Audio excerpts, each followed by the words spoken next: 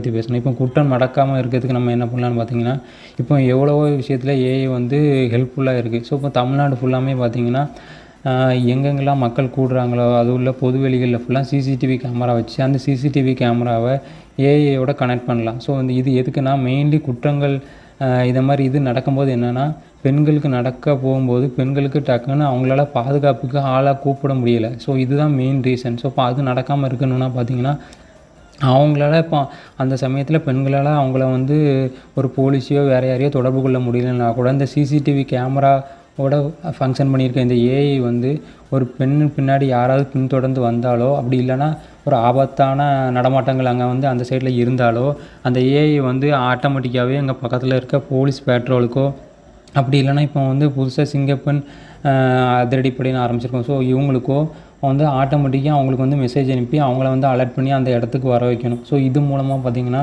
குற்றங்கள் வந்து நடைபெறாமல் வந்து தடுக்கலாம். ஸோ இது போல் மேக்ஸிமம் இன்னொன்று என்னென்னா நிறைய வெப்சைட்ஸில் ஆப்பில் ஃபுல்லாமே பெண்களை வந்து ஆபாசமாக சித்தரிக்கிற மாதிரி இருக்குது. இதை ஃபுல்லாமே சைபர் க்ரைம் யூஸ் பண்ணி எல்லாத்தையுமே ஃபுல்லாமே 100% ஸ்டாப் பண்ணணும். ஸோ இதுக்கப்புறம் பார்த்திங்கன்னா இப்போ யார் யாருக்கெல்லாம் பாலியல்